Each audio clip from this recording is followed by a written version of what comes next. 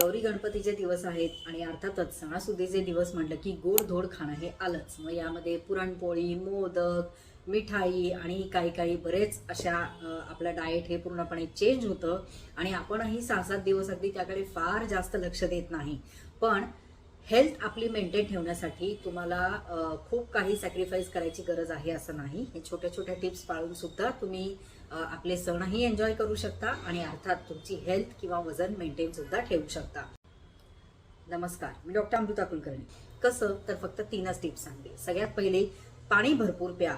Usually सणासुदीच्या दिवसांमध्ये गोडाधोडाचं जेवण, मग ते हाय कॅलरी, हाय फॅटी फूड, हे हाय काय म्हणू आपण त्याला कार्ब्स, हे सगळे पदार्थ आपण खातोच. थोडंसं खाणं हे जास्त होतंच, पण त्यासाठी मात्र ते पदार्थ आपल्या बॉडीमध्ये किंवा हाय फॅटच्या स्वरूपामध्ये साठून राहू नयेत किंवा आपलं मेटाबॉलिझम त्याने स्लो होता कामा नये, यासाठी पाणी मात्र भरपूर प्यायला विसरू नका. बॉडी डिहायड्रेट होता कामा नये. बॉडी जर तुम्ही वेल हायड्रेट ठेवली तर नक्कीच तुम्हाला याचा फरक जाणवेल आणि जी क्रेविंग्स होतात बेसिकली सारखं खाण्याची, तर ते सुद्धा कमी होतील. तर साधारण 3 लिटरपर्यंत दिवसभरात पाणी पिण्याचा प्रयत्न करा.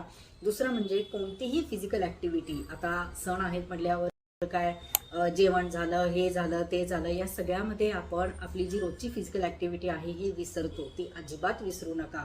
जर तुम्ही खाण्यामध्ये कॉम्प्रोमाइज तुम्हाला करायचं नसेल तर तुमच्या एक्सरसाइजमध्ये कॉम्प्रोमाइज करू नका.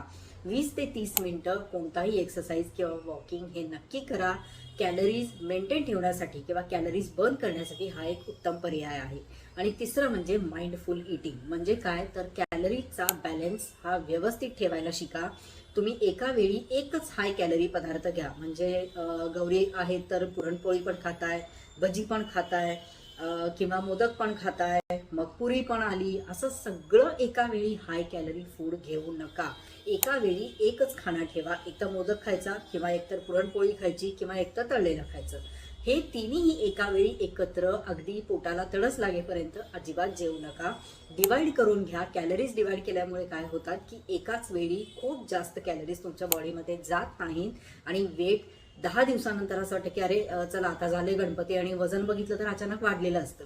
तर असं करू नका. हे हाय कॅलरी फूड तुम्ही एका वेळी एकच पदार्थ घ्या.